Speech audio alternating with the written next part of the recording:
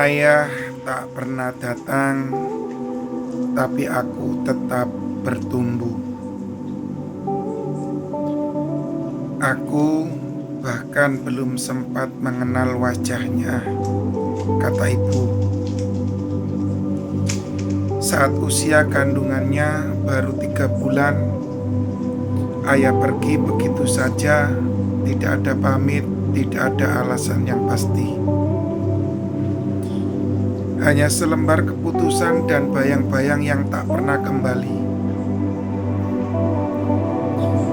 Banyak orang bilang aku anak yang malang, belum lahir sudah ditinggalkan. Tapi bagiku, aku bukan anak malang. Aku hanya anak yang harus berjuang lebih awal.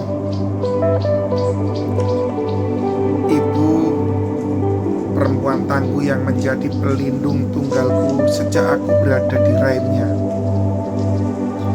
tak pernah menanamkan kebencian pada sosok ayah. Ia tidak pernah menyebutnya dengan kata kasar. Ia hanya bilang, ayahmu memilih jalan yang berbeda. Tapi kamu tetap pantas punya masa depan. Aku dibesarkan dalam rumah kecil di pinggir kota, di mana bocor di atap adalah hal biasa dan makan hanya 2 kali sehari adalah rutinitas yang harus diterima. Tapi tidak pernah sekalipun aku merasa kekurangan cinta. Ibu memberikan semuanya. Ia bekerja di warung makan, mencuci baju tetangga, bahkan pernah menjadi tukang bersih-bersih hanya agar aku bisa sekolah. Saat teman-temanku membawa bekal nasi dan ayam goreng, aku hanya membawa nasi dan garam. Tapi saat itu aku belajar satu hal yang penting. Bukan isi bekal yang membuatmu besar, tapi isi tekad dan keyakinanmu. Waktu berlalu, aku sekolah dengan baju seragam yang dijahit ulang, sepatu bekas yang sulnya diganti kain. Tapi aku belajar lebih keras. Aku ingin membuat semua pengorbanan ibu tidak sia-sia.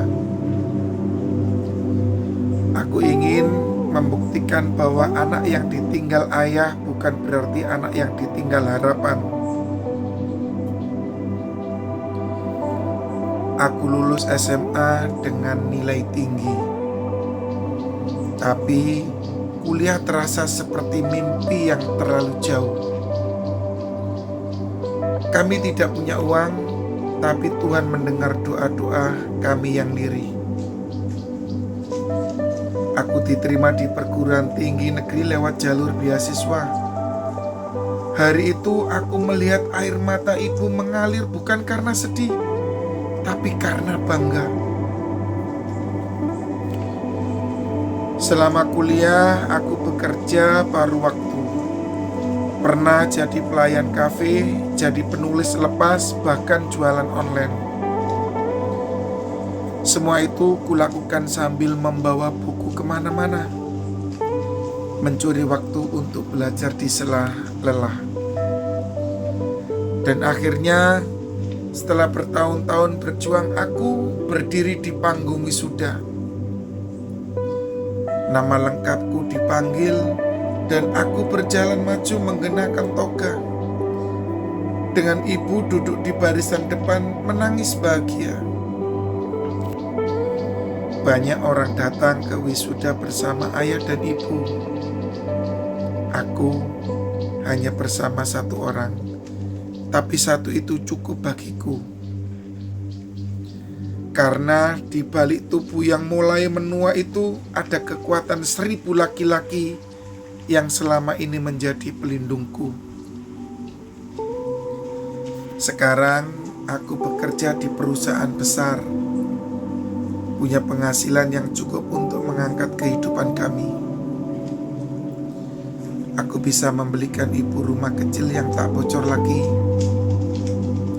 Dan setiap kali aku melihatnya tersenyum di beranda, aku tahu semua luka, semua air mata tidak pernah sia-sia. Dan untuk ayah yang tak pernah hadir, aku tidak benci. Aku hanya ingin bilang, aku baik-baik saja. Meski kamu memilih pergi, hidup tetap memilih aku untuk bertumbuh dan menang.